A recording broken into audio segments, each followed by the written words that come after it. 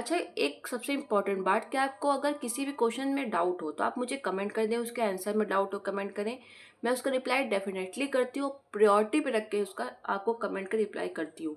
तो आपको बहुत अच्छे से मैं वो समझा दूंगी, आपका डाउट क्लियर कर दूंगी, आपको अच्छे से कमेंट बॉक्स में एक्सप्लेन कर दूंगी। तो चलिए अब अपने क्वेश्चन स्टार्ट करते हैं। जो आपका फर्स्ट क्वेश्चन है वो है, शारीरिक शिक्षा से आशय है। तो आप ये चारों क्वेश्चंस पढ़ें। शारीरिक स्वास्थ्यता, शारीरिक क्षमता और शारीरिक बनावट या उपरोक्त सभी। राइट आंसर आपका उपरोक्त सभी होगा, and option D. Next question आपका, शारीरिक शिक्षा का मुख्य उद्देश्य क्या है? उपरोक्त सभी है। शारीरिक स्वास्थ्य को बढ़ावा देना, मानसिक स्वास्थ्य को बढ़ावा देना, सामाजिक स्वास्थ्य को। तो उपरोक्त सभी, option D is right answer. दोस्तों ये जितने ऊपर के क्वेश्चन है ना, ये लगभग 10-12 क्वेश्चन, ये लगातार आप ये समझिए पेपर में पूछे गए। मैंने डायरेक्ट पेपर से देख के क्वेश्चंस आपको यहाँ पे लिखे हुए हैं, तो आप इनको जरूर पढ़ के जाएं। नेक्स्ट क्वेश्चन आपका 3, शारीरिक शिक्षा का प्राथमिक उद्देश्य क्या है? देखिए इसमें आपको अभी तक उपरोक्त सभी आ रहा था, इसमें आपको देखिए चारों ऑप्शंस पढ़ के आप इसमें ये बताना है कि सबसे ज़्यादा आपको क्या सही लग रहा है। तो शारीरिक फिटनेस और कौशल विकसित करना, आप चारों ऑप्शंस पढ़ के जाएं, तभी आप वहाँ समझ पाएंगे। आंसर बी, शारीरिक शिक्षा का उद्देश्य है क्या? शक्ति प्राप्त करना, पेशी शक्ति प्राप्त करना, ज्ञान प्राप्त करना, शारीरिक कौशलों का विकास करना। Option C is the right answer. Next, शारीरिक शिक्षा का पाठ्यक्रम किस पर केंद्रित है? तो ये शारीरिक स्वास्थ्य और खेल पर केंद्रित है। Option C is the right answer. Next आपका, शारीरिक शिक्षा में कौन सी गतिविधियां शामिल है? खेल, व्यायाम, योग। तो उपरोक्त सभी, option D is the right answer. Next, शारीरिक शिक्षा के जनक कौन है? तो option A is the right answer, Frederick Ludwig John. Question आपका, शारीरिक शिक्षा का सबसे महत्वपूर्ण पहलू क्या है? ये सभी आप चारों पढ़ लें, लेकिन जो इसका राइट आंसर है वो है उपरोक्त सभी। नेक्स्ट, शारीरिक शिक्षा बच्चों के लिए क्यों महत्वपूर्ण है? ऑप्शन डी, उपरोक्त सभी। शारीरिक, मानसिक, सामाजिक सभी विकास के लिए जरूरी है, इसलिए उपरोक्त सभी। नेक्स्ट आपका, शारीरिक शिक्षा में खेल का क्या महत्व है? ऑप्शन डी, शारीरिक शक्ति को बढ़ाना, मानसिक एकाग्रता, सामाजिक कौशल के विकास में। Option D is right answer, उपरोक्त सभी। नेक्स्ट आपका क्वेश्चन जो है, किसने कहा कि आज भारत को गीता से अधिक फुटबॉल मैदान की आवश्यकता है? ऑप्शन सी, स्वामी विवेकानंद। नेक्स्ट क्वेश्चन आपका, शारीरिक शिक्षा में कौन सी कला का समावेश है? ऑप्शन डी, नृत्य कला। नेक्स्ट, निम्नलिखित में से आत्म रक्षा क्रिया है कौन सी? Karate. Option C is right answer. शारीरिक शिक्षा के महत्व को निम्नलिखित में से किस बिंदु द्वारा समझा जा सकता है? ऑप्शन डी, उपरोक्त सभी। ये भी तीनों पढ़ ले, उपरोक्त सभी राइट आंसर है। खेलों का स्वर्ण युग किसे कहा जाता है? ऑप्शन सी, ग्रीक काल। नेक्स्ट क्वेश्चन आपका, प्रसिद्ध खेल स्थान स्पार्टा कहाँ पे है? और यूनान में। Option B is right answer. Olympic खेल कब शुरू हुए थे? ऑप्शन बी, ऑप्शन सी, 1776 ईसा पूर्व।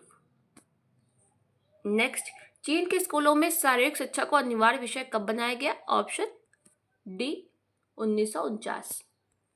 YMCA की स्थापना कब हुई थी? तो इसकी स्थापना हुई थी 1920।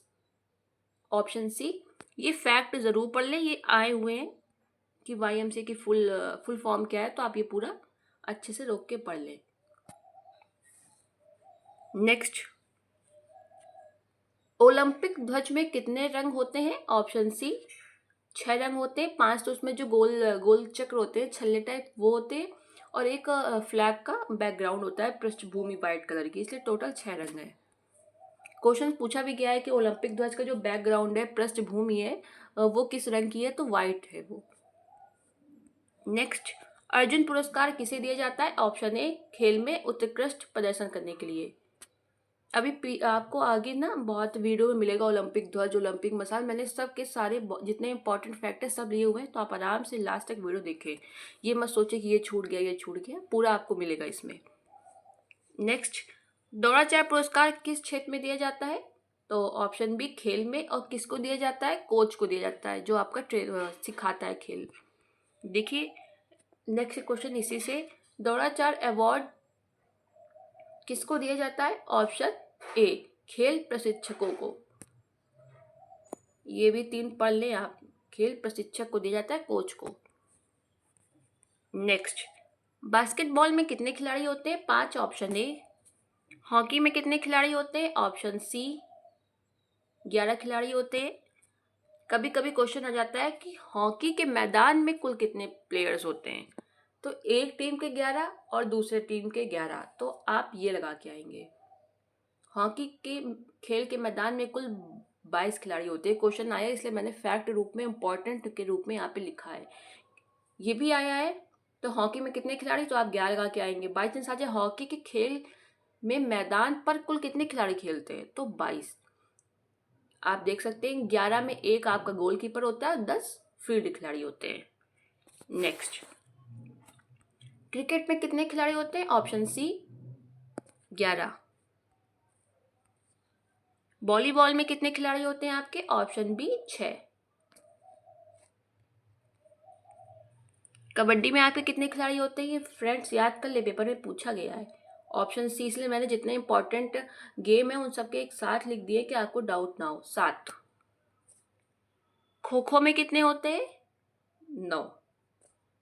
ठीक है, अब तो आपको याद हो गया होगा। खो खो में आपके हो गए 9, देख लें एक बार। कबड्डी में आपके 7, वॉलीबॉल में 6, क्रिकेट में 11, हॉकी में भी आपके 11 और बास्केटबॉल में 5। ठीक है दोस्तों, बास्केटबॉल में 5, हॉकी में 11, क्रिकेट में 11, वॉलीबॉल में 6, कबड्डी में आपके 7 और खो खो में 9।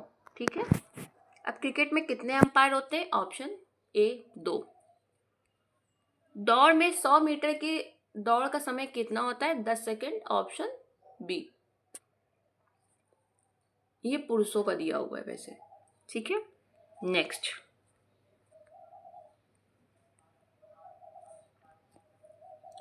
पेनाल्टी कॉर्नर किस खेल से संबंधित है? Option B, hockey. दौड़ के लिए बनाए गए पथ की स्टैंडर्ड माप क्या है? दौड़ के लिए रनिंग का जो आपका होता है 400 metre, option A. Kho kho खेल का मैदान कैसा होता है? ऑप्शन ए, आयताकार। इसकी लंबाई मैंने दे दी है, आप पढ़ लें। 27 मीटर लंबा, 16 मीटर चौड़ा। कॉर्नर किक किस खेल से संबंधित है? फुटबॉल से। फ्री थ्रो शब्द किस खेल से संबंधित है? बास्केटबॉल से। सूर्य नमस्कार को किस काल में दैनिक जीवन पद्धति में शामिल किया गया है? किसमें? ऑप्शन ए, वैदिक काल में। सूर्य नमस्कार में कितने चरण होते हैं फ्रेंड्स? तो 12 होते हैं, option D is right answer.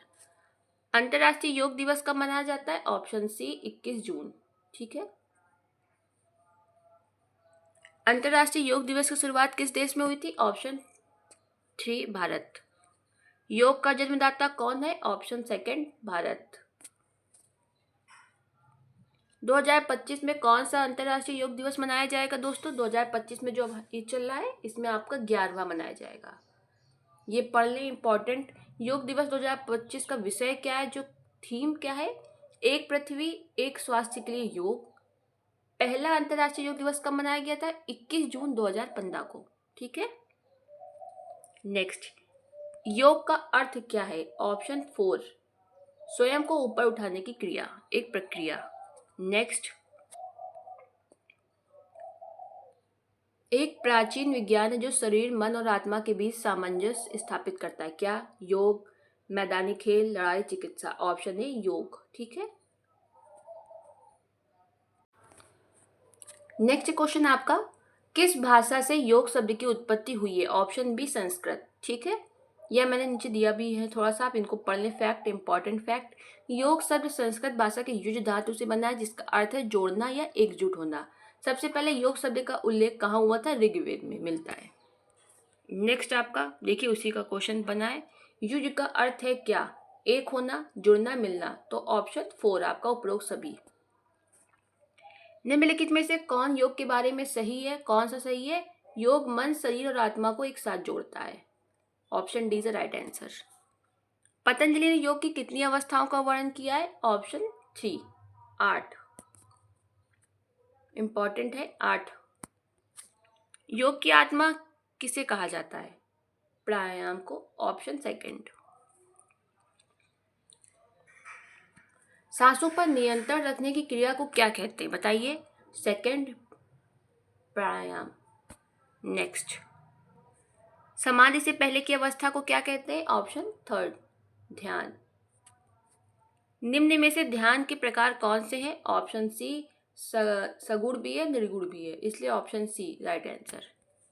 आसन करने का सबसे अच्छा समय क्या है? ऑप्शन सी, सुबह और शाम।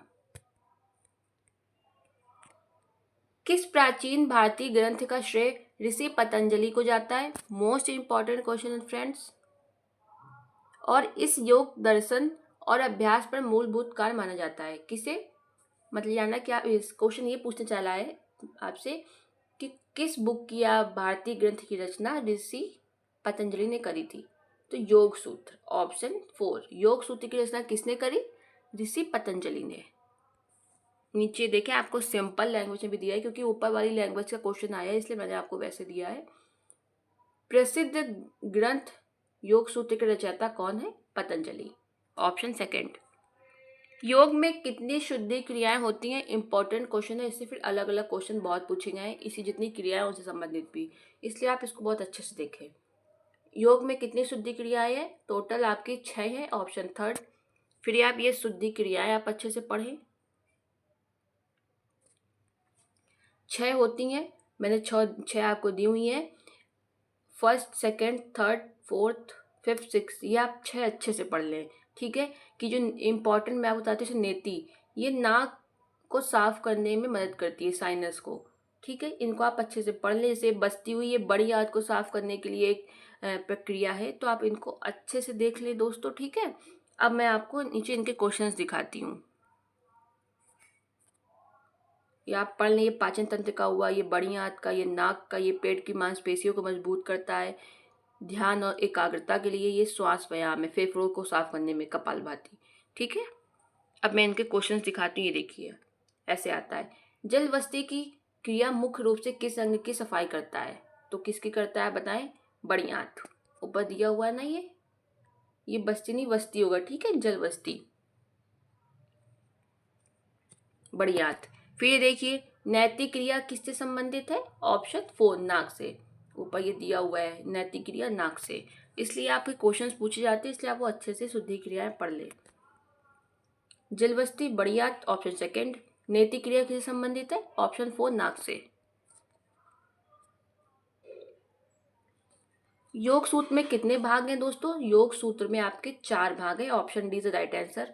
फिर आप वो 4 भाग भी देख लें,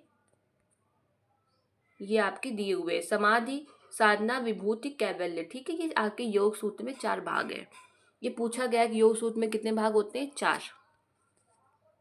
और कभी कभी पूछता है कि आपको ये 3 दे देगा, 1 नहीं देगा, तो क्वेश्चन देता है इनमें से कौन सा आपका योग सूत्र का भाग नहीं है, तो इसलिए आपको ये चारों पता होने चाहिए।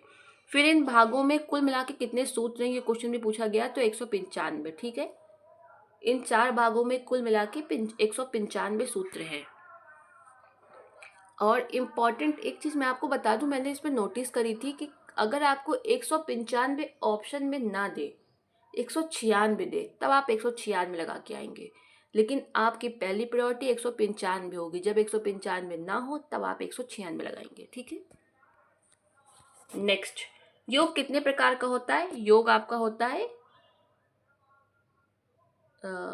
इसमें थोड़ा गलत हो गया, योग आपका कितने प्रकार का होता है? योग आपका 4 प्रकार का होता है, यहाँ पे होगा बी, ठीक है।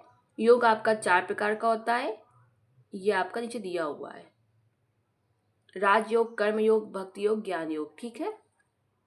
ये थोड़ा सा ऑप्शन में यहाँ पे टाइपिंग मिस्टेक हो गई है, आपका बी है राइट आंसर। आत्मा की सराहना करने के लिए 3 आदर्श मार्ग क्या है? मैंने आपको ऊपर बताया था, option C is right answer, ज्ञान योग, भक्ति योग, कर्म योग, ठीक है। Option C is right answer. Next, राजयोग के कितने अंग हैं? ऑप्शन बी, 8 है आपके राजयोग के। और राजयोग को ही आपको क्वेश्चंस में अष्टांग योग लिख के भी आ जाता है, ठीक है। राजयोग अष्टांग योग का लगभग सब कुछ सेम है, ये 8 प्रकार के होते हैं, तो दोनों के 8 प्रकार भी एकदम सेम है, राजयोग और अष्टांग योग। अब इसमें आपका क्वेश्चन बना है, निम्नलिखित में से कौन सा अष्टांग योग नहीं है? इसके पहले इसके लिए आपको अष्टांग योग के 8 प्रकार पता होने चाहिए। लेकिन वैसे मैंने अभी आपको ऊपर शुद्धि क्रिया पढ़ाई थी, तो आपका ऑप्शन सी जो है वो नहीं है। बाकी मैं आपको अष्टांग योग के प्रकार बता देती हूँ। ये देखिए मैंने 8 प्रकार यहाँ पे लिख दिए, आप देख लें। इससे क्वेश्चन जरूर आता है, इम्पॉर्टेंट है। जरूर का तो नहीं पता आए कि ना आए, लेकिन क्वेश्चन पूछे जाते हैं। तो आप अष्टांग योग के 8 जो प्रकार है वो देख लें। यम, नियम, आसन, प्राणायाम, प्रत्याहार, धारणा, ध्यान और समाधि। इनको आप अच्छे से याद कर लें, ब्रैकेट वाली चीज़ें भी पढ़ लें। इससे क्वेश्चन जरूर पूछे जाते हैं। सिर्फ ऊपर ही मैंने आपको दिखाया था ये वाला।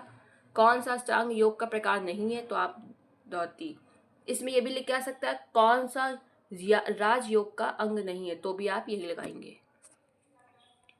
नेक्स्ट, अष्टांग योग का अंग नहीं है, देखिए आया ना, कौन सा नहीं है, काम। बाकी मैंने अभी आपको ऊपर बताया ये सब है। देखिए इसमें कहाँ काम है, काम नहीं है ना, बाकी है, इसलिए आप इसको अच्छे से पढ़ लें। नेक्स्ट, प्राणायाम में कितनी गतिविधियां होती हैं दोस्तों, तो 3 होती हैं। ऑप्शन थर्ड आपका राइट आंसर।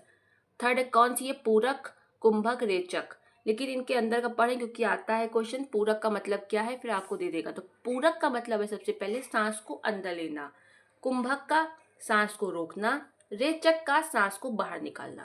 अब इसका मैं आपको क्वेश्चन दिखा देती हूँ।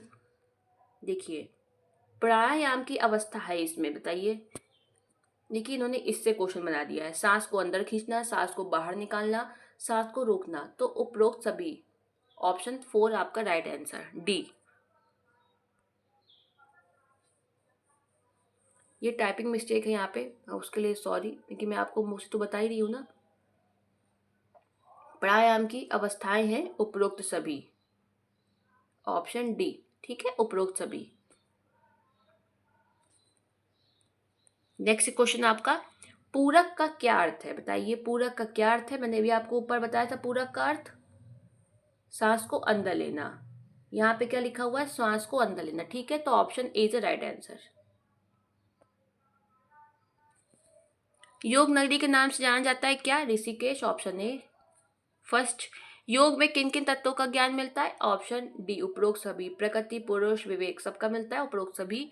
नेक्स्ट, मन में अंगों को कितने भागों में बांटा गया है, मन में 3 भागों में। मन में अंगों को 3 भागों में बांटा गया है। आप तीनों को आप पढ़ लें, ये क्वेश्चन आया हुआ है। चेतन मन, अवचेतन मन और अचेतन मन। मैंने आपका इंग्लिश में भी लिख दिया, तो आप इंग्लिश में पढ़ लें, ठीक है। घेरंड संहिता में कितने आसनों का वर्णन है, ऑप्शन फर्स्ट 32। निम्न में से योग के कौन से आधार महत्वपूर्ण है, कौन से, नैतिक सामाजिक दोनों है, ऑप्शन सी। जब आप योग करते हैं तो आपके अंदर डिसिप्लिन आता है, यानी कि नैतिक, आपको कैसे व्यवहार करना है ये सब आपके अंदर विकसित होता है। और आप एक सामाजिक तौर पे एक अच्छे प्राणी बन पाते हैं, यानी कि आपको आपके मन में शांति होती है, आपका दिमाग ज़्यादा अच्छे से काम करता है। तो आप लोगों समाज में कैसे उठना बैठना ये सब आपको अच्छे से आता है। तो option see the right answer, नैतिक सामाजिक दोनों। बच्चों को योग कक्षाएं देनी चाहिए ताकि, ऑप्शन थर्ड। वैसे तो ये चारों इंपॉर्टेंट है, लेकिन इन 4 में अगर आपको कोई एक लगाना है तो आप क्या लगाएंगे, वे समस्याओं से प्रभावी ढंग से निपट सके। ये क्वेश्चन पूछा गया है और उसका राइट आंसर भी यही था, ऑप्शन थर्ड। योग सकारात्मक स्वास्थ्य में कैसे सहायता करता है, ये भावनाओं के नियमन में सहायता करता है। योगाभ्यास चिंता और असुरक्षा को कम करता है। तो फर्स्ट और सेकंड दोनों होगा, तो option A is the right answer. ध्यान के अभ्यास के लिए निम्नलिखित में से कौन से दिशा निर्देश आपको चाहिए होते। ध्यान के अभ्यास के लिए एक शांतिपूर्ण, नीरव और शांत स्थान चाहिए, बिल्कुल। अपनी आंखों को धीरे से बंद होने दें ताकि स्वयं के बारे में आंतरिक जागरूकता में प्रवेश कर सके, बिल्कुल। ऑप्शन सेकंड राइट आंसर आपका, फर्स्ट सेकंड दोनों होगा। नेक्स्ट, संक्रामक रोग वह रोग है जो एक दूसरे को प्रत्यक्ष या अप्रत्यक्ष रूप से छूने से फैलता है, ऑप्शन 4। ग्लाइकोलाइसिस कोशिका के कहाँ होता है, कोशिका द्रव्य में, ऑप्शन सेकंड राइट आंसर। हमारे शरीर में कितनी मांसपेशियां होती हैं दोस्तों, ऑप्शन के अकॉर्डिंग सबसे ज्यादा आपका जो सही आंसर है वो है 600 से अधिक। दोस्तों एक स्वस्थ मनुष्य में 600 से अधिक मांसपेशियां होती हैं। अगर आपको इस 600 की जगह आपको 600 देता और फिर देता आपको 640, तो आप राइट आंसर 640 लगा के आते। ठीक है, 600 से अधिक मांसपेशी। अभी आगे मैं आपको क्वेश्चन दिखाती हूँ। ये देखिए, एक समान वयस्क मानव शरीर में लगभग कितनी मांसपेशियां होती हैं? देखिए इसमें आपको क्या मिला, राइट आंसर 640 होगा। अब मैं आपको एक चीज़ और बता देती हूँ कि अगर आपके पेपर में 300 ऑप्शन दे, बहुत इंपॉर्टेंट चीज़ बता रही हूँ, देखिए आप 500 ऑप्शन दे, फिर आपको दे दे 350, अब आपको एक दे दे 680, तो आप क्या लगा के आएंगे? पता है ना आपको, 680 लगाएंगे। ठीक है, आप समझ आ गई होंगी चीज़ें। बाकी आपको ऐसे वो कभी कंफ्यूज नहीं करेगा कि आपको 630 दे दे, 625 दे दे, 635 दे और फिर पूछे क्या होगा। ठीक है, तो आप क्या लगा के आएंगे? 680। वैसे एक समान वयस्क मानव शरीर में लगभग कितनी मांसपेशियां होती हैं? ये एकदम आपका सही है, 640। अब अगर आपके में 620 दे, 25 दे, 30 दे और 640 दे, तब आप 640 लगा के आएंगे। ठीक है, अब मुझे उम्मीद है कि आपको समझ आ गया होगा कि मैं कहना क्या चाह रही हूँ। ये क्वेश्चन दोनों पूछे गए हैं, ये भी पूछा गया है, उसका आंसर यही था, ये भी पूछा गया, उसका आंसर ये था। अमाशय में मौजूद पाचक रस किसको पचाने का काम करता है? केवल प्रोटीन को। Option second. 2 बार के भोजन में कितने समय का अंतर होना चाहिए? ये भी क्वेश्चन पूछा गया, इंपॉर्टेंट है आपका। कितने होना चाहिए? ऑप्शन सी 6 घंटों का। आसनों का राजा किसे कहा जाता है? ऑप्शन थर्ड शीर्षासन। फ्रेंड्स मैं आपको एक चीज बता दूं, ये जो क्वेश्चन है ये एग्जामिनर के माइंडसेट पर भी निर्भर करता है। उसने बनाया, अब उसने राइट आंसर मान लिया आपका 5 घंटे। अब इसका कहीं किसी बिल्कुल एग्जैक्ट किसी बुक पे नहीं लिखा हुआ है कि 2 बार के भोजन में आपका 6 घंटे का अंतराल होना चाहिए। कोई एग्जामिनर क्वेश्चन बनाता है, वो उसका राइट आंसर 5 घंटे मान लेगा, कोई कह देगा 4 घंटे होगा, लेकिन जो सबसे ज़्यादा सही होगा, होता नहीं, कभी कभी आप देखते हैं जो नौकरियों के पेपर होते हैं गवर्नमेंट जॉब के, इसमें बहुत सारे क्वेश्चंस के 2-2 आंसर होते हैं, तो आप ये उसी टाइप का क्वेश्चन समझ सकते हैं। वैसे ही इसका राइट आंसर आपका 6 घंटे है। आसनों का राजा किसे कहा जाता है? ऑप्शन थर्ड शीर्षासन। वह आसन जो खाना खाने के उपरांत भी किया जाता है, कौन सा? वज्रासन। ऑप्शन 4। सूर्य नमस्कार दिवस कब मनाया जाता है? 4 फरवरी। ऑप्शन 4। धनुरासन के क्या फायदे हैं? ये गले को नई ऊर्जा देता है, ये ट्यूमर को भी ठीक करता है, इससे पेट की परेशानी भी दूर होती है। ऑप्शन सेकंड आपका right answer. First second third सब होगा आपका इसमें। समुद्र ध्वनि या तरंगों की ध्वनि की नकल करने के बारे में कौन सा प्राणायाम है? कौन सा है? ऑप्शन थर्ड उज्जयी प्राणायाम। इंपॉर्टेंट क्वेश्चन पढ़ लें, ये भी इंपॉर्टेंट है। लाल रक्त कोशिकाओं का जीवन काल कितने दिन का होता है? मोस्ट इंपॉर्टेंट क्वेश्चन, 120 दिन। Option A. ये भी आ सकता है आरबीसी करके कि आरबीसी का जीवन काल कितना होता है? 120 दिन। वृद्धि हार्मोन को स्रावित करने वाली ग्रंथि कौन सी? इंपॉर्टेंट पीयूष ग्रंथि। Option B right answer. Vitamin B2 का दूसरा नाम क्या है आपका? Option D riboflavin. 19वीं शताब्दी के दौरान किन देशों में शारीरिक शिक्षा पर ध्यान केंद्रित करने वाले शारीरिक शिक्षा प्रणाली स्कूलों में स्थापित की गई थी? किन देशों में सबसे पहले की गई थी दोस्तों? स्वीडन और Germany. Option second important, Sweden Germany second. Next, भारतीय संसद के दोनों सदनों में राष्ट्रीय खेल नीति का प्रस्ताव किस वर्ष रखा गया था? किस वर्ष? ऑप्शन सेकंड 21 अगस्त 1984। याद करें, राष्ट्रीय खेल नीति का प्रस्ताव फर्स्ट बार दोनों सदनों में कब रखा गया? दोनों सदनों में। Option second.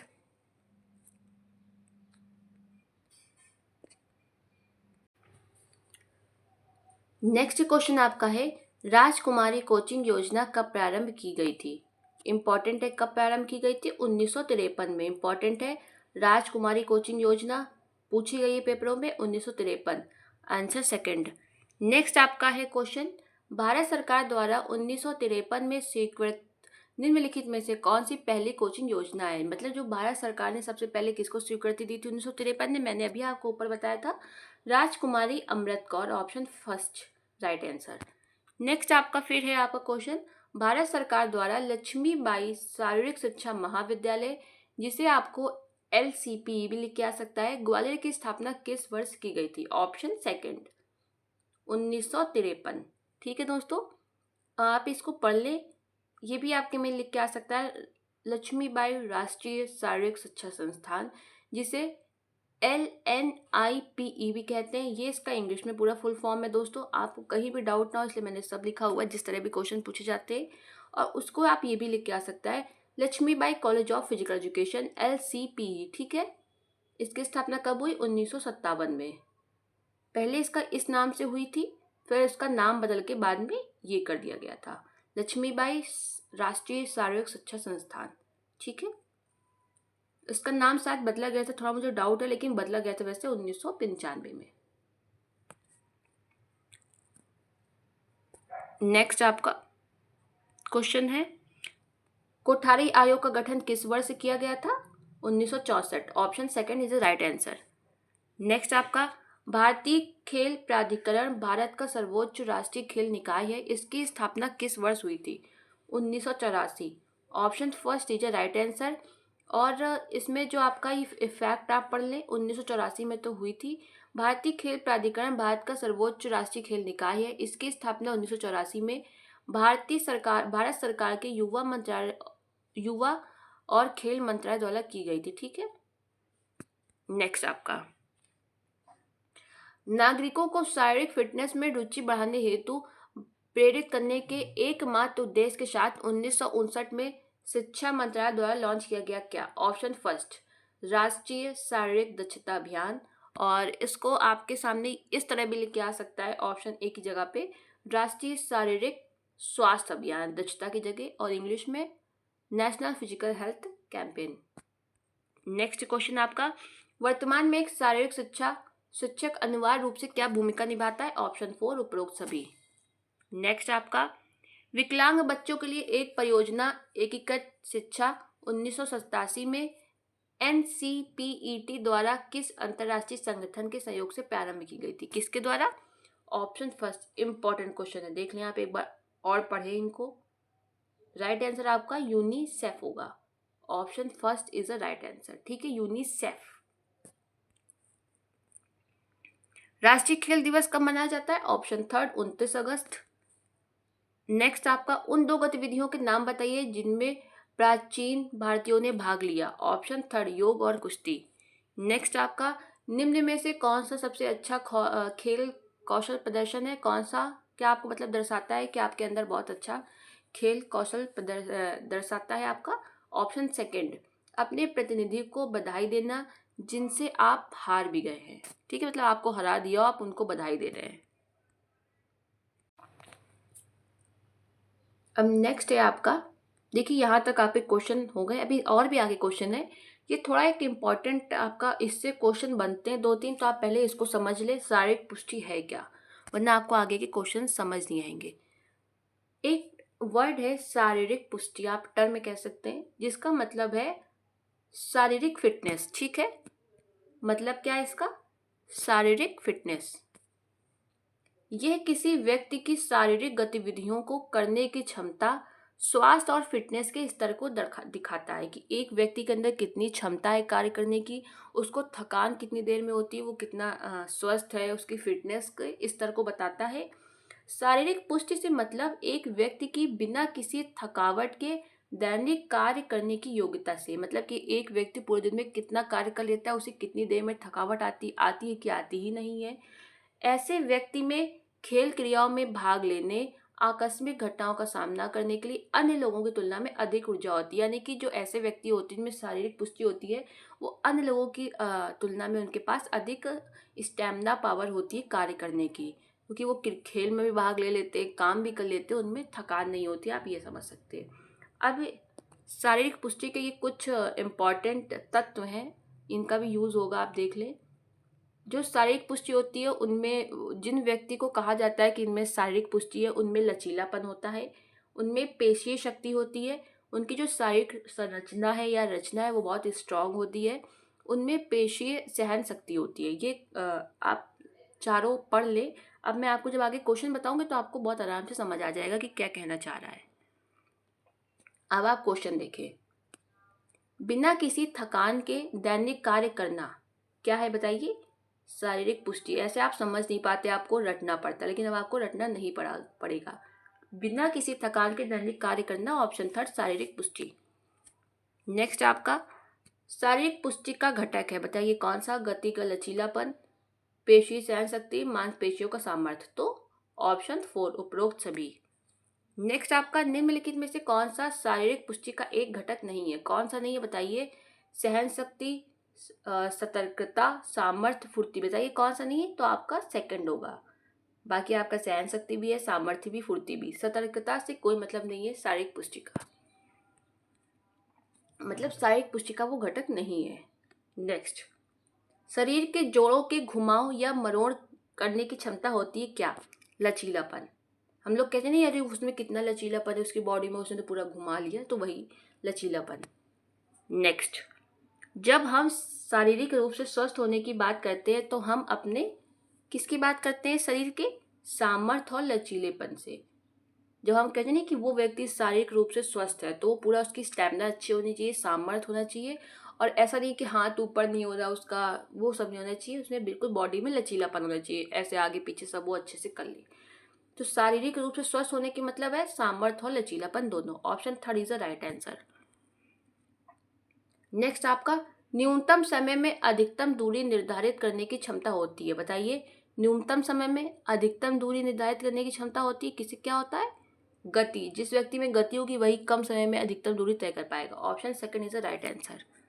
नेक्स्ट आपका कोमलता को दूसरे शब्दों में क्या कह सकते हैं? लचीलापन। Option four. प्रतिरोध को दूर करने की क्षमता को कहा जाता है, क्या कहा जाता है? मांसपेशियों की शक्ति। प्रतिरोध को, प्रतिरोध मतलब क्या आपके सामने कोई रुकावट आई, आप एक मतलब आप जैसे कहते नहीं मम्मी की ये सिलेंडर रखा है इसको उठा के वहाँ रख दो, अगर आपकी मांसपेशियों में ताकत होगी तभी तो आप सिलेंडर उठा के एक स्थान से दूसरे स्थान पर रख पाएंगे। इसे मैंने आपको समझाने के लिए बताया है। प्रतिरोध को दूर करने की क्षमता होती मांसपेशियों की शक्ति। Option first is the right answer. Body mass index का सूत्र क्या है? Option four right answer. शरीर में कुल कितने कच्छ होते हैं? ऑप्शन फोर, ऑप्शन नहीं, ऑप्शन तो आपका सी है, 4 होते हैं। इसका क्या है आपका? Option D is the right answer. इसमें आपका option C is the right answer. शरीर में कुल 4 कच्छ होते हैं। ये भी क्वेश्चन आता है कि हम लोग के हृदय में कितने कच्छ होते हैं, तो इसमें भी 4 ही होते हैं। नेक्स्ट, मोटापे का चिकित्सा निदान बीएमआई निर्दिष्ट बिंदु आधारित है क्या? 30 से ज्यादा होता है तो होता है कि मोटापा है, ठीक है। इसका राइट आंसर क्या होगा? बी, 30। नेक्स्ट आपका अल्कोहल प्रति ग्राम कितने कैलोरी का योगदान देता है? तो ऑप्शन सी 7 कैलोरी का। कितना देता है वो? 7 कैलोरी का अल्कोहल। निम्नलिखित लक्षणों में कौन मोटापे की संभावना में सबसे बड़ी भूमिका निभाता है? कौन सा? जीवन शैली। अगर आपकी जीवन शैली नहीं अच्छी, आपका डेली रूटीन नहीं अच्छा, तो आपका सब कुछ, आपका स्वास्थ्य पूरी तरह से खराब हो जाएगा। तो मेनली इन सब में क्या करता है आपका मोटापे को? जीवन शैली। Option A is the right answer. एक महिला का मोटापे से ग्रस्त माना जाता है यदि उसके शरीर में प्रतिशत वसा का जो प्रतिशत है वो कितना होता है, तब आप कहते हैं कि मोटी है महिलाएं। 30% से जब अधिक होता है, ठीक है। Option third is the right answer. 30 कितने प्रतिशत? 30% से अधिक। भूख को कम करने वाला हार्मोन्स कौन है आपका जो भूख को कम करता है? लैप्टीन। ऑप्शन थर्ड आपका 3 नंबर। लैप्टीन आपकी भूख को कम करता है, लेकिन घ्रेलिन आपकी भूख को बढ़ाता है। ये हार्मोन जो है आपको बढ़ाता है, ये घटाता है। नेक्स्ट आपका प्रति सप्ताह अधिकतम वजन घटाने की सिफारिश की जाती है। कितनी वजन घटाने की? ऑप्शन फोर 1 से 2 पाउंड, ठीक है। 1 से 2 पाउंड घटाने की सिफारिश की जाती है। Option four is the right answer, ठीक है, 4। नेक्स्ट आपका मोटापा निम्नलिखित में से किस रोग के लिए उत्तरदायी होता है? किसके लिए होता है? उपरोक्त सभी। मधुमेह, कोलन कैंसर, हृदय रोग। ऑप्शन फोर उपरोक्त सभी। नेक्स्ट आपका सेलुलाइट है। क्या है सेलुलाइट? ये आपका शरीर में कहीं भी जमा होने वाला वसा जैसी एक चीज है cellulite. Option first is the right answer. कितने प्रतिशत अमेरिकी वयस्कों को मोटापे से ग्रस्त माना जाता है, लगभग 33%। ठीक है, option 4 is the right answer. मोटापे का मुख्य कारण क्या है? बढ़ती हुई ऊर्जा की मात्रा, एक से अधिक गतिहीन जीवन शैली। Option first is the right answer. ठीक है, ये पढ़ के जाए, क्वेश्चन को 2-3 बार देखें, रट के जाएं भले आप पेपर में और करके आए। रटना ही है, आप ये समझे, अगर आपको समझ नहीं आया तो आप रट लें एमसीक्यूज को, लेकिन आपको पेपर अच्छा करना है तो आप ज़रूर 2-3 बार इसको देख के जाएं। नेक्स्ट आपका, निम्नलिखित में से कौन सी बीमारी गतिहीन जीवन शैली से संबंधित है? कौन सी बीमारी बताएं?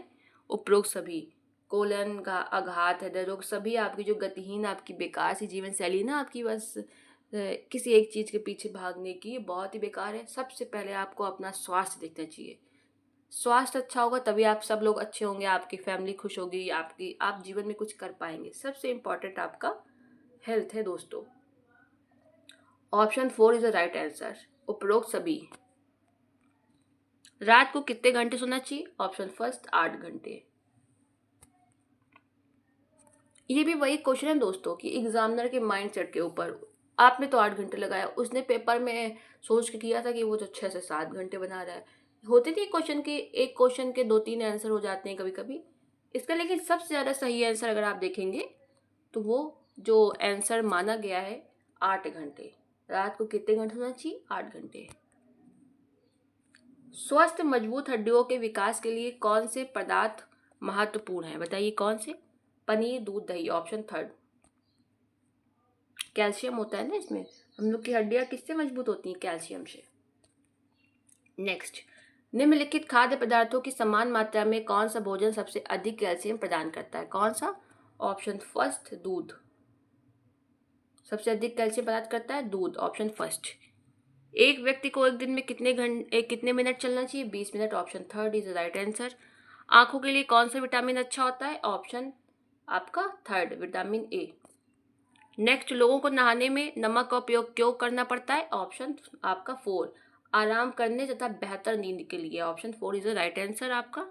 Option 4 is the right answer. Next आपका, अवसाद डिप्रेशन के लिए स्व देखभाल सुझाव के रूप में सामान्यतः क्या सिफारिश की जाती है? सक्रिय जीवन शैली आपकी सबसे डिप्रेशन का सबसे आपका जो जीवन शैली का प्रभाव पड़ता है, बुरी जीवन शैली का। इसलिए डिप्रेशन में सबसे ज़्यादा आपको ध्यान रखना चाहिए कि आपकी जीवन शैली बहुत अच्छी होनी चाहिए। ऑप्शन सेकंड आपका राइट आंसर। आपको कितनी बार शरीर की जांच करवानी चाहिए? वर्ष में 1 बार तो करानी चाहिए। Option second. ठीक है, वर्ष में 1 बार। नेक्स्ट आपका, इसका क्या संकेत है कि तनाव आपको बीमार कर रहा है? उपरोक्त सभी। सिर दर्द, माइग्रेन की प्रॉब्लम, जोड़ों का दर्द, आपके शरीर में दर्द रहना, पाचन संबंधी समस्याएं, ये सभी आपके तनाव को करती हैं कि आप तनाव से जो आपकी बीमारियां होती हैं। Option 4 is the right answer. अवसाद के लक्षण क्या है दोस्तों? तो शराब या नशीले औषधि का प्रयोग करना नहीं, आशावाद की भावना नहीं, उपरोक्त सभी ये भी नहीं। तो आपको सबसे ज़्यादा इसमें सही आंसर होगा ऊर्जा या रुचि की कमी। ठीक है, ऊर्जा या रुचि की कमी, option third is the right answer.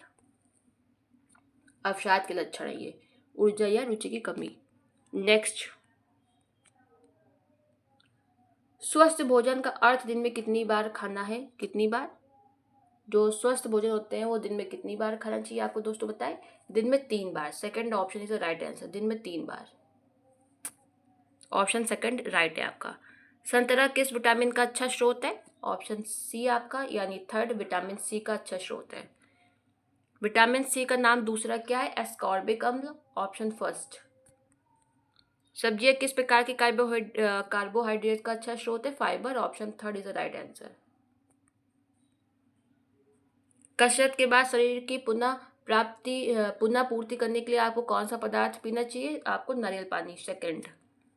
सूर्य के प्रकाश के अतिरिक्त कौन सा भोजन विटामिन डी का अच्छा स्रोत है? ऑप्शन सेकंड, सैल्मन मछली। विटामिन डी का अच्छा स्रोत है सूर्य के प्रकाश के अलावा कौन सा? सैल्मन मछली। Important question.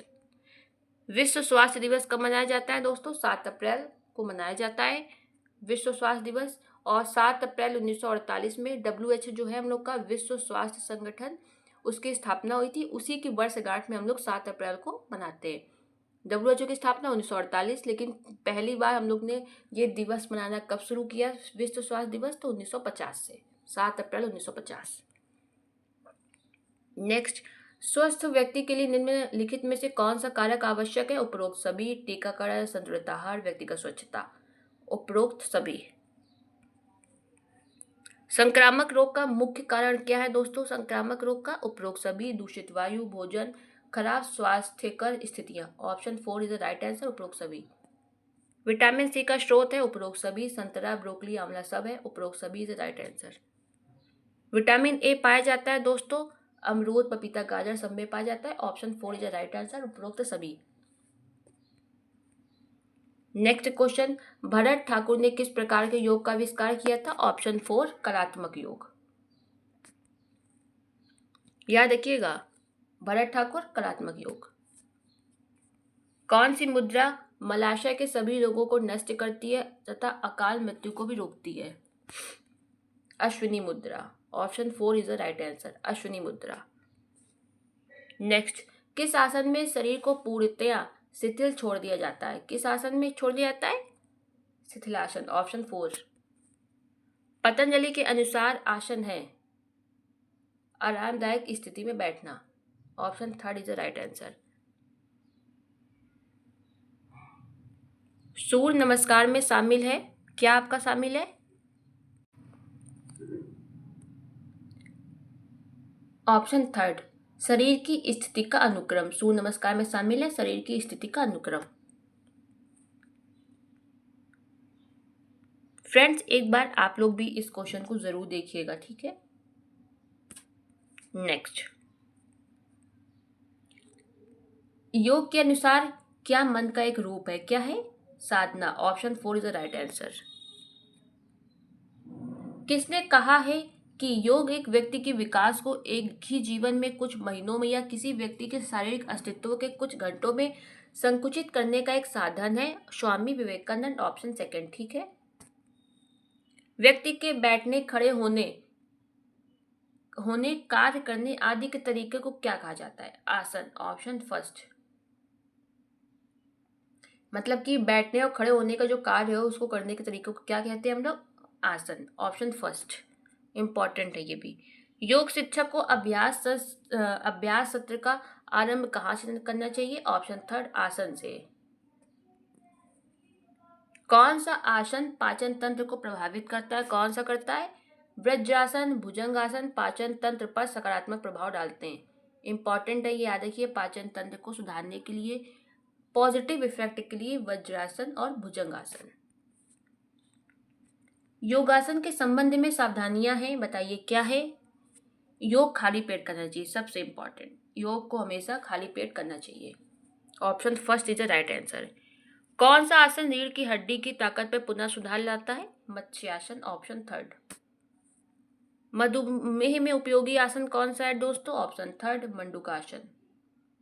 मधुमेह में मंडूकासन, अर्ध मत्स्येंद्रासन, कपालभाति सहायक होते हैं किसमें? मधुमेह में, मधुमेह योग में, ठीक है। मधुमेह जो डायबिटीज होता है, शुगर, वही।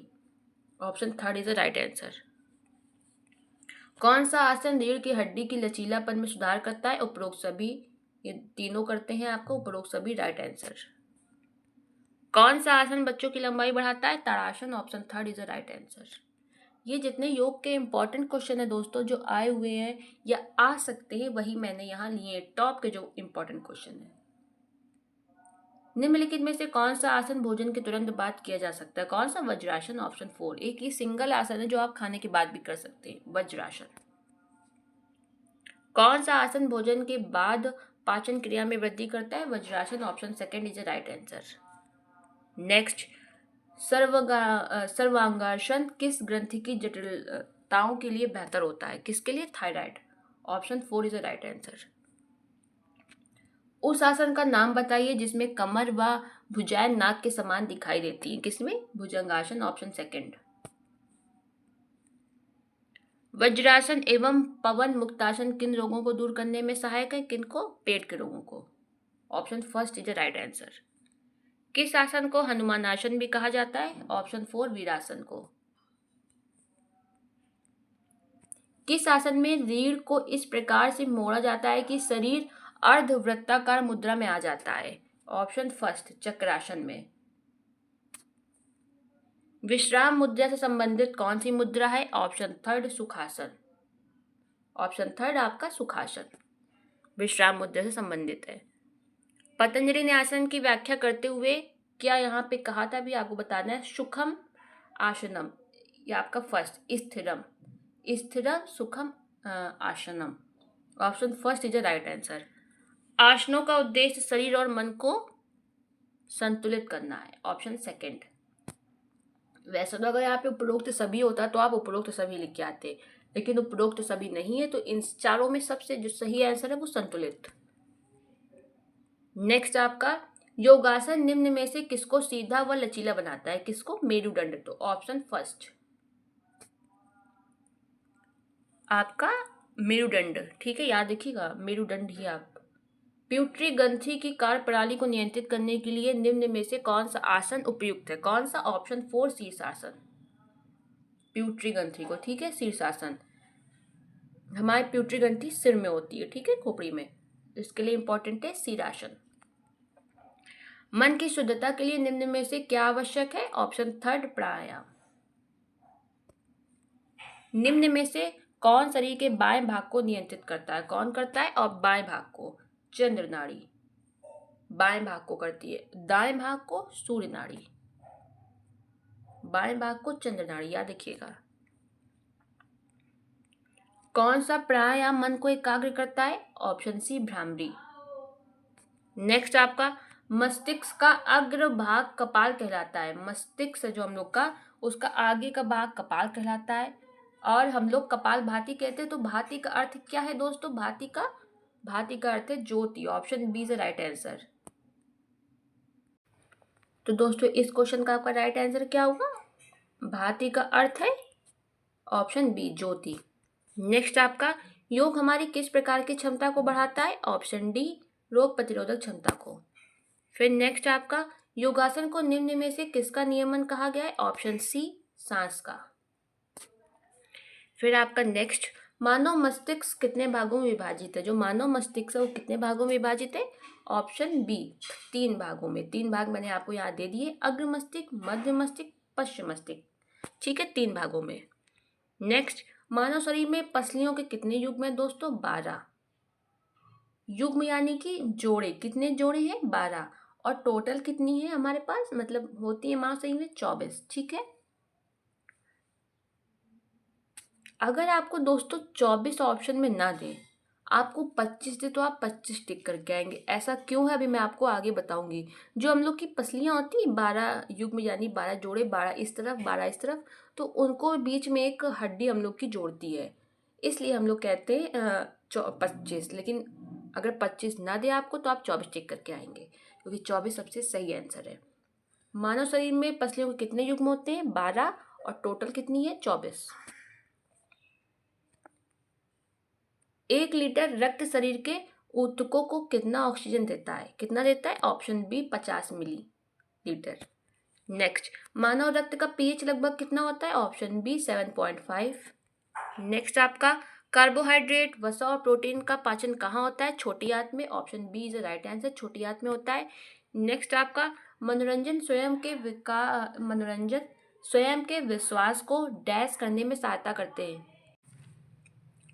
राइट आंसर आपका होगा पुनर्स्थापित। मनोरंजन जो होता है स्वयं के विश्वास को पुनर्स्थापित करने में सहायता करते हैं।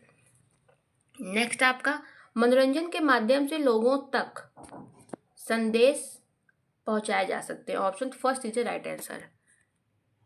मनोरंजन के लिए का प्रबंध करना आवश्यक, किसका? समय का। Option B is right answer, समय का प्रबंध करना आवश्यक है।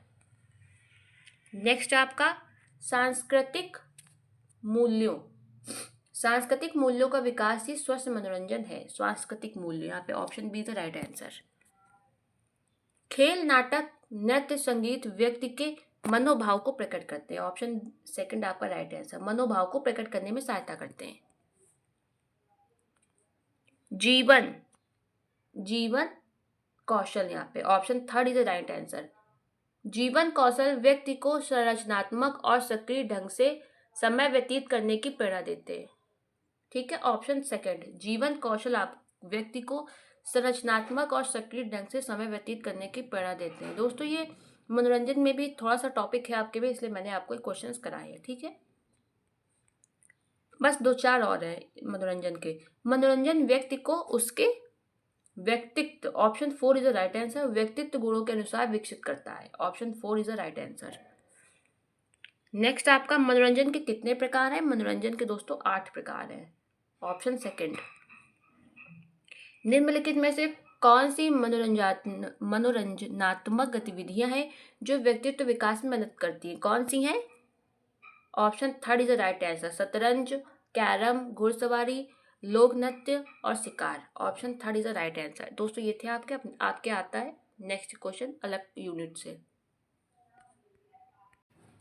आपका जो अब नेक्स्ट क्वेश्चन है, भारत सरकार द्वारा, ये प्रीवियस ईयर क्वेश्चन है, 2 बार पूछा गया है। भारत सरकार द्वारा फिट इंडिया मूवमेंट के महीने में शुरुआत हुई थी, मतलब किस महीने में शुरुआत हुई थी? अगस्त।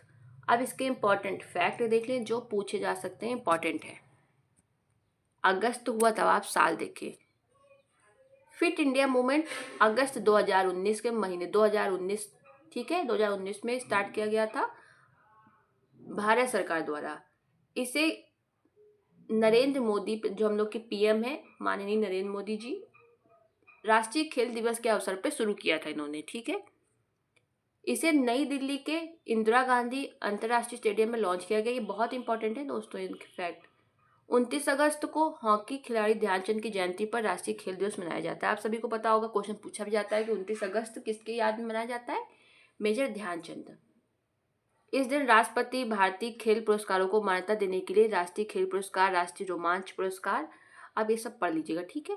ये इंपॉर्टेंट फैक्ट है, आप बस याद रखें। फिट इंडिया मूवमेंट अगस्त महीने में 2019 को स्टार्ट किया गया था और प्रधानमंत्री नरेंद्र मोदी द्वारा नई दिल्ली में इंदिरा गांधी अंतर्राष्ट्रीय स्टेडियम में। इतना आपको याद रखना है इससे। नेक्स्ट, अंतर्राष्ट्रीय ओलंपिक समिति आईओसी की स्थापना किसने की थी? किसने की थी दोस्तों? बहुत ही important question. Pierre de Coubertin. IOC की स्थापना 1894 में। नेक्स्ट आपका, ओलंपिक खेलों की 2 मुख्य श्रेणियां क्या है? ग्रीष्म और शीत ऋतु। Option first is the right answer. Paris 2024 Olympic के लिए ओलंपिक शुभंकर का नाम क्या है? क्या है? ऑप्शन आपका सी, फ्रीज भी आ सकता है, लेकिन क्या आपके पास फ्रीज ना है तो फ्रीजेज आ सकता है, या फ्रीजियन भी आ सकता है, इसलिए मैंने तीनों टर्म दे दी आपको। इन तीनों में आएगा कोई एक ही, क्योंकि तीनों है एक ही चीज, ठीक है। ये 2024 का इसलिए लेटेस्ट है और इम्पॉर्टेंट है। 2024 का जो आपके अभी हुए हैं पेरिस ओलंपिक। पेरिस ओलंपिक 2024 में भारत ने कितने पदक जीते? 6। ओलंपिक में पैरा ओलंपिक खेल पहली बार किस वर्ष आयोजित किए गए थे? जो पैरा ओलंपिक होते हैं कब आयोजित किए गए थे? फर्स्ट टाइम 1960 में, ठीक है। पैरा ओलंपिक खेलों के जनक कौन थे? डॉक्टर लुडविग गुटमैन, ठीक है, इंग्लिश में मैंने लिख दिया, आप देख लें। ये सबसे पहली बार रोम में आयोजित किए गए थे और 1960 में तो इसकी स्टार्टिंग हुई थी, लेकिन भारत ने पहली बार प्रतिभागिता कब की? 1968 में। नेक्स्ट, ओलंपिक पदक जीतने वाली पहली भारतीय महिला कौन थी? मतलब सबसे पहले किसने ओलंपिक पदक जीता था? तो ऑप्शन सेकंड, कर्णम मल्लेश्वरी। भारत ने ओलंपिक में अपना पहला गोल्ड मेडल, मतलब गोल्ड मेडल कब जीता था? 1928। ऑप्शन थर्ड, भारत ने किस ओलंपिक खेल में पहली बार स्वर्ण जीता? किसमें जीता था? 1928। एम्स्टर्डम में। किस ओलंपिक में? एम्स्टर्डम, 1928। ये क्वेश्चन देखिए ऊपर भी था, पहला गोल्ड मेडल 1928। यहाँ पे आपसे स्थान पूछ रहा है, ठीक है। नेक्स्ट आपका, स्वतंत्र भारत ने अपना पहला ओलंपिक स्वर्ण पदक किस वर्ष जीता? यानी कि जब इंडिया 1947 में आज़ाद हो गया उसके बाद ये था ऑल ओवर। भारत ने अपना पहला कब जीता? 1928 में, लेकिन तब तो भारत अंग्रेजों के अधीन था। तो फिर स्वतंत्र भारत, यानी कि 1947 के बाद भारत ने अपना पहला ओलंपिक कब जीता? 1948। 47 में आज़ाद हुआ, 48 में जीत गया। इजी है, आप याद कर लें, लेकिन याद जरूर करिए, सारे इंपॉर्टेंट क्वेश्चन है। पहला शीतकालीन ओलंपिक खेल कब आयोजित हुआ? जो पहला शीतकालीन था कब हुआ? 1924। किस देश ने सबसे ज्यादा बार शीतकालीन ओलंपिक खेलों की मेजबानी की है? सबसे ज्यादा किसने की है? USA, America. सबसे ज्यादा शीतकालीन ओलंपिक खेल इसने आयोजित किए, मेजबानी की है। नेक्स्ट, ग्रीष्मकालीन और शीतकालीन दोनों खेलों में ओलंपिक स्वर्ण पदक जीतने वाले एथलीट कौन थे? यानी कि उन्होंने ग्रीष्मकालीन में भी जीता था और शीतकालीन में भी जीता था। कौन थे? First, Eddie Eagan. आप सोचेंगे ग्रीष्मकालीन शीतकालीन क्या? ओलंपिक तो आपको पता है ना, तो ओलंपिक दो आयोजित होते हैं, दो प्रकार के होते हैं। एक ग्रीष्मकालीन कहते हैं, यानी कि आप समझिए वो गर्मियों वाले होते हैं, और एक शीतकालीन होते हैं, ठीक है। तो इन्होंने, एडी ईगन ने दोनों में जीते हैं। जो पेरिस ओलंपिक था ये आपका ग्रीष्मकालीन था, ठीक है, ग्रीष्मकालीन 2024। नेक्स्ट, ये दोनों 4-4 साल में आयोजित किए जाते हैं। ओलंपिक का आदर्श वाक्य क्या है दोस्तों? फर्स्ट, तेज, ऊंचा, मजबूत। ओलंपिक के सिंबल में कितने रिंग्स होते हैं? मैंने भी आपको बताया थे पीछे, 5। ऑप्शन सी, 5 होते हैं। अभी मैं आपको ये पांच अब जो महाद्वीप है उनको प्रदर्शित करते हैं। अभी मैं आपको आगे वो भी बताऊंगी किस रंग के होते हैं या किसको प्रदर्शित करते हैं। नेक्स्ट, किस वर्ष ओलंपिक खेलों में पहली बार महिलाओं की स्पर्धाएं शामिल की गई? यानी कि जब ओलंपिक स्टार्ट हुआ था आपका, तब महिलाओं की उसमें प्रतियोगिता शामिल नहीं थी, यानी कि महिलाएं तब नहीं खेलती थी। महिलाओं ने किस वर्ष खेलना स्टार्ट किया दोस्तों? तो 1900 से।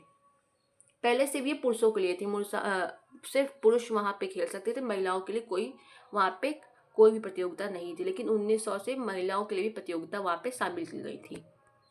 ओलंपिक गान पहली बार कब गाया गया था? सबसे पहले ओलंपिक गान कब गाया गया? 1896 में, ठीक है, ऑप्शन थर्ड। इसका ऑप्शन आपका फर्स्ट था, 1900 महिलाओं वाले का, इसमें 1896 में।